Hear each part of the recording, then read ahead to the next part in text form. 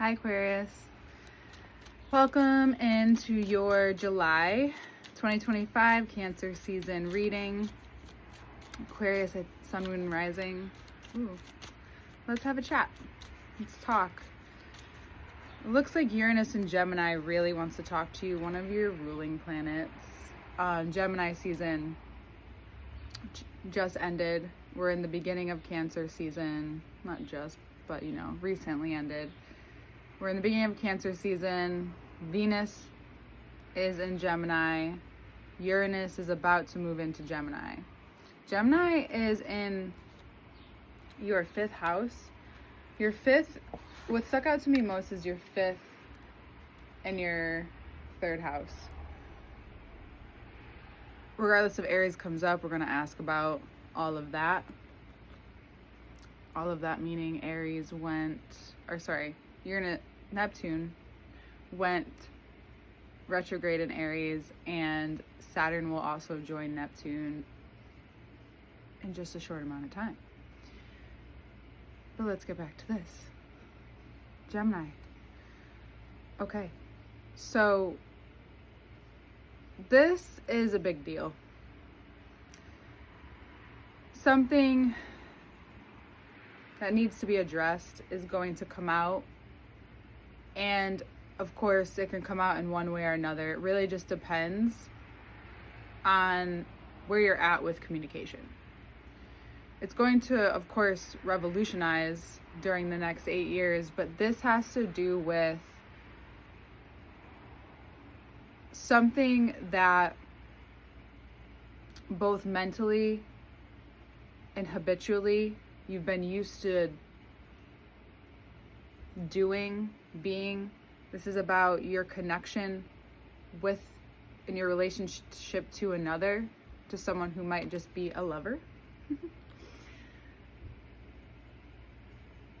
That also relates to your connection with the divine, the creator, the light, universe, whatever your word is for it. Something that you may hear for some of you will be heartbreaking. It may be some kind of delusion, illusion shattered by either a lack of communication and eventually gets projected around to you and you see it for what it is, because more than ever, we can't hide from our bullshit. It will show up right in front of us and other people, and what can happen is that you can ignore it so much, but it's just going to keep coming at you, and the more you get frustrated and mad, the more that's a sign that it's something that you need to take care of. And for some of you, this is about pleasure, romance, and how, to an extent, that is something felt, but it needs to be created. It needs to have safety to be created. So for some of you, you may be receiving a message that directly affects the way you see relationships, the way you see relationship with your finances, even the way you see a relationship with yourself, to another, to your connection to the divine, and how that's kept you in a certain realm, in a certain reality. 2 major planets going retrograde in your house of communication. There's more there, but then we have 2 planets. One will leave in a month, Venus, but Uranus will be in your 5th house for Gemini risings, Aquarius risings, for 8 years or so. At least the first leg, and then, we'll get a retrograde. So, pleasure, creativity, children, romance. There will be a lot more discussion about whether you're single or with someone, what the dream looks like, what that includes, what has been discussed but now will need rehashing, because we're human, and some humans stay the same and some others. And so you might have some, moments of shattering of your reality, meaning something that could be heartbreaking, something that disrupts the nervous system. This is also about the nervous system. We deal with things and things come to us, right? Tests, lessons, all come to us in a frequency. And it just so happens that the nervous system is deeply a part of that frequency. And that relates to your security with yourself, and the security with yourself to handle the information that you have coming towards you, that you're receiving, being open to, consuming even. And this is about the masculine side. It's possible that there's like a imbalance, or you now, because of this exposure, because of something, maybe even for some people it's deceit, for others of you it's this deepening of a connection that shatters what you thought love was in relation to security and pleasure and romance, and your normal pleasures aren't actually normal. They may just be covering or coping and not like truly pleasure or pleasurable. And this may come from a Gemini. A Gemini may relay information to you or someone that you're very connected to some capacity, even respect or love and care for. Does not have to be a partner. This could be someone you're dating, seeing, friendship. You realize what that relationship is, or they may say something that perhaps makes you triggered. But with this trigger comes this revelation. With this trigger comes a commitment, as I'm seeing here in the cards that just fell. What relieves of you is, and may even flash before your eyes at some point, is this understanding of so many situations that you've already had and have had to deal with. I do think this is a lot about love for you. Aquarius risings, Mercury is in your 7th house. So a lot of communication. And something really important that I will thread the metaphysics through, but not necessarily naming the different body parts at this moment, is you receive revelations about your judgments and past judgments. And that's what this frequency shift is showing us. And as you know, Pluto's in your sign. So regardless, you're going through a major transformation that may not become clear until next year. You're bearing witness to your dreams and the fears and the doubts and the different things that stop you mentally from pursuing, progressing, and knowing it's attainable. And it directly is affected. This is a very Venus reading, Venus in Gemini as well. It's directly affecting the type of support you're willing to ask for, because some of you, for commitment, it means that you either need to speak up and ask for what you need, or you may be utilizing your voice too much and it's time to pull back. And we're going to talk a little bit about masculinity. This is something I've been wanting to talk about as well. And that's what reveals through you, is that any judgments that you've had, perhaps even on the person that you're with or the people that you're intimate with, the people that you are closest to and most intimate with. Sorry, my nose is itchy. It's the fan blowing my hair into my nose. Anyway, lime water is the shit. What this is doing, though, is creating a grand opportunity of change, because those judgments are very clear sign of what you may judge yourself for or feel insecure about within yourself. And it shows up perhaps in your closest relationships to show you what was secure at one point, what your nervous system felt safe with. And now that you are shifting, commitment, true commitment right now looks like, if you're someone who overcompensates in the masculine energy, male or female, it's possible that it's gone on overhaul and it's time to commit to the real work, which is sometimes not saying the thing. If you've asked for what you need to allow trust to now form. And what I learned from people who study and work with relationships more and more in my research is that you have to be willing to, when asking for needs and things, to shift. It's not like a movie where you only have 90 minutes to watch something and you see how things change. And sometimes it'll even say like 3 years later. Not saying wait 3 years. I'm just saying you have to give it 90 days for it to truly implement, and also allow any judgments. And in Kabbalah, it's called the evil eye concept, where you're so used to someone either doing something, doing the same thing,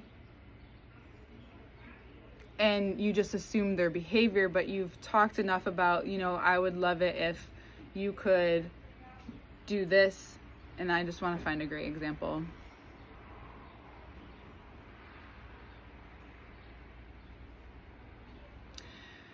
If you're someone who has a hard time going to your partner, talking to them about things, or being very vulnerable and honest, or you have a hard time compromising, if you are someone who is consistently having assume that this person's always going to spill something on themselves, and it's a running joke, but eventually it just becomes like this jibber jabber that you do, and it's kind of like a jab. That's what me and my boyfriend would call it. It's like you're jabbing, you're poking, you're almost like looking for a fight, looking for attention. That's what's underneath it, right? It's okay that you want attention, it's okay that you want these things, but it's how we go about doing it. And so that, as small as like spilling stuff on yourself, you may say, well, maybe you won't this time, maybe it's a whole new world, maybe it just won't happen. You just never know. Let's be open. And you can implement that into really big scenarios, and because it shows you that the restraint sometimes to not assume and allow for someone to shift, to allow trust to form, and allow for you to both see change in one another is such an important aspect to creating a space for romance, for pleasure, for enjoyment, for being able to commit deeper into a life, and that's even with at work. Like, you're the person that always does this thing, and there's, especially at work, we can get so comfortable with people, like pinpointing, giving them a box, giving them this quality, because it builds safety, right? It's this repetition, and we're human, very cyclical nature. And it's just like with money, it's just like with security. How many times have you had to trust over again? How many times have you had to deal with doubt or grief? For some of you, this is deep grief about a masculine figure, someone who essentially helped form these patterns in your earlier years. Whether witnessing or it being directly exposed to you, you're now seeing how that created many scenarios in your life, especially in your mind. And now it's being committed to being more open, perhaps even vocalizing, being willing to be more vulnerable because of your experiences. You can allow yourself a space to breathe and be relieved, and maybe even be surprised by the responses, and not be so fixed in your nature in this specific way. because I think eventually during this time anyway, and during this great time of change, what I'm seeing here for you in this Cancer season of revealing all the magic is that through this, and we'll definitely go to the bottom deck after, lots of fours, lots of foundation building here, is that it's setting you up for this really big shift, perhaps in purpose, helping heal a mother wound or the part of you that exposes your vulnerability, and not always intellectualizing it. This is the biggest thing for the air signs, is that the adjustment for the intellectualizing. When are you then compromising yourself, and how does that play out in your life, in the decisions that you make, in your friendship choices, in the ways in which you make money? I'm only saying this to you because it's going to be very exposed to you, and your nervous system is becoming ready for something different, because the vulnerability is going to be a game changer in the way that you connect to money or currency or worth or value. And what Mercury is blessing you through a relationship or many relationships is that this is the thing I love a lot. Kabbalah put words to it, but before Kabbalah, I would say that if someone you love and loves you, and you know that you love each other, is triggering you, what a blessing. What a blessing. That's safety. That means there's safety there. That means that's healing. You're safe enough now, which actually I was going to say before, and if I didn't point this out already, great time, full circle moment, is that your nervous system is ready to hear the information connecting to you now. It's ready to hear and see without blaming, shaming, guilting, doubting, putting extra fear on yourself, but it's actually allowing a deep sense of grief to be expressed and experienced, because we can't control grief. It comes and goes. Season of Cancer season, and with all the placements happening now and all the shifts that's going on, we've been in a constant state of grievance, whether from your personal life to the collective. And this year, because of in the past year how many planets are changing, there's so much grievance and a deeper sense of it, because everything's changing and we want to hold on. But for you right now, it's about addressing, like, what is it that's worth holding on to truly? And is what's in your mind worth it? Is holding on to whatever feelings you have, or is it okay and is it safe enough to commit so deeply with yourself, with that divinity, and with relationship, to trust that whatever is showing up is transforming, revealing magic, and showing you where you just, didn't know. And now you're on a voyage. There's more magic. Just like, no, there's more magic. There's more risk, but it's worth it. Especially if this is a conversation with someone that you are involved with. The risk is the conversation, and trusting that they're still going to be there through the conversation to actually have it, and not, because regardless, like, communication is going to be a very big deal in your life in a way that can be so beneficial, but the willing of the discomfort through that process, and not protecting yourself, but being really honest, and then allowing for that person to show up and respond in their real, authentic way, Whether you're together after that, after this, perhaps really, especially when Mercury goes retrograde towards the end of the month, and so will Venus.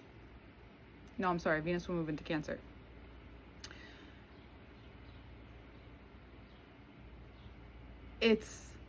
You're building this foundation, and it has to start with the mind and what you can see and what it is that you felt safe to express and not.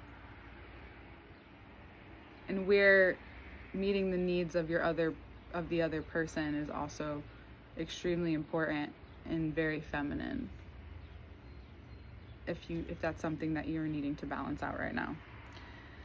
Water.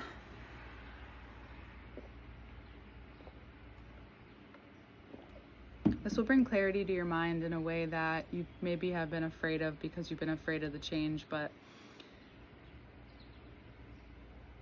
again, if you stay together, if this only brings you closer together, it's worth the risk. It's worth seeing each other. And if it makes you go your separate ways, at least you did it. It's very romantic, but it's also very real.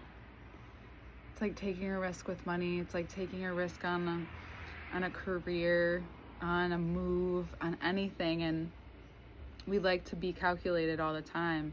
And if you're coming from a place where you're needing to actually transform and heal through, which is kind of what we do here on Earth, then you're going to see light on the other side, regardless of the outcome. And right now, because everything is a mystery, we're all going through our own unknowns. Every single one of us are going through our own unknowns. So at least we're not alone in that. I find solace in that personally. So take it or leave it, Aquarius. It was lovely chatting about this commitment and what it will bring to you in your life, and how much abundance will flow through to you, because Jupiter is also in Cancer. That's your 6th house of work. You don't realize that sometimes where we're lodged in our relationships also affects our money, our currency, our energy. So you also may feel lighter as the month goes on and as you connect with this. And there's love, essentially love in general deepens overall. Okay? We'll talk more in the next part. All information is below to work with me. My website, scheduling, Patreon link for the extended reading is in the direct link box below. You can check it out there. YouTube, which you're here, TikTok, Instagram. I do shorts, I do reels, I do it all as much as I can. And we'll see you next time.